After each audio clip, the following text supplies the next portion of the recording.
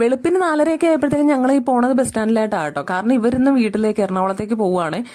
ഞങ്ങളുടെ അടുത്തുള്ള പാപ്പനംകോട് ബസ് സ്റ്റാൻഡിൽ നിന്ന് എറണാകുളത്തേക്കുള്ള ബസ് ഉണ്ട് കേട്ടോ. ആദ്യമായിട്ടാട്ടോ ഇവർ ബസ്സിൽ കയറി പോകണം. പൊതുവെ ഞങ്ങൾ വൈകിട്ടുള്ള ട്രെയിനിനാണ് കേട്ടോ പോകുന്നത്. അങ്ങനെ ബസ്സിൽ കയറി പോയ എക്സൈറ്റ്മെന്റിൽ കേസുട്ടിയാണെങ്കിൽ എനിക്ക് ടാറ്റ തരാൻ വരെ മറന്നു കേട്ടോ. പിന്നെ അവനെ ഓടി വന്ന് എനിക്ക് ടാറ്റ തരുന്ന സീനാട്ടോ ഇത്. അതിനുശേഷം അവരെ കൊണ്ടാക്കിയതിന് ശേഷം ഞാൻ നേരെ വീട്ടിൽ വന്നിട്ട് എനിക്ക് ഓഫീസിൽ പോകണമായിരുന്നു.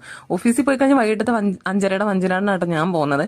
ഈ വഞ്ചനാടിന് പോയാൽ ഒരു ഗുണമുണ്ട്. എന്താ വെച്ച് കഴിഞ്ഞാൽ ഞങ്ങൾക്ക് മുളന്തുരുത്തി റെയിൽവേ സ്റ്റേഷനിൽ ഇത് നിർത്തും കേട്ടോ. അങ്ങനെ റെയിൽവേ സ്റ്റേഷനിൽ ഒരു 10-10:30 ആയപ്പോഴത്തേക്കും എത്തി. അപ്പോൾ അതായത് കേശൂട്ടിയും ചേട്ടി അവിടെ പ്രസന്റ്. ഇവരെന്നെ വിളിക്കാനായിട്ട് നേരത്തെ അവിടെ വന്ന് നിൽപ്പുണ്ടായിരുന്നു കേട്ടോ.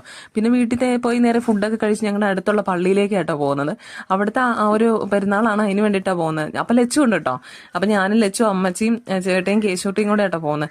പിന്നെ ഏത് പൂരപ്പറമ്പിൽ ചെന്നാലും നമ്മുടെ ആദ്യത്തെ ലക്ഷ്യം എന്താണ്? 10 രൂപ 20 രൂപ 30 രൂപ കടകളിൽ കയറുക കേട്ടോ. കേശൂട്ടി അവിടെ മുഴുവൻ തപ്പിയിട്ട് അവന് വേണ്ട കാറുകളോ ഒന്നും കിട്ടിയില്ല കേട്ടോ.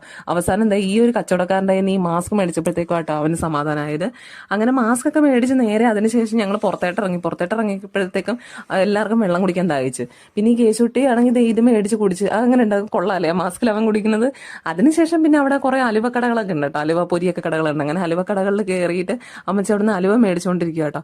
പിന്നെ ഞങ്ങൾ നേരെ പതുക്കെ വീട്ടിലോട്ട് പോകാനുള്ള തീരുമാനമായി. കാരണം എന്താ വെച്ചാൽ നാളെ വേറൊരു പരിപാടിയുണ്ട്.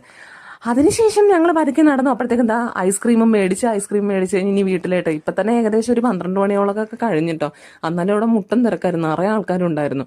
ഇന്നത്തെ വീഡിയോ ഇത്രയേ ഉള്ളൂ. Tata bye bye.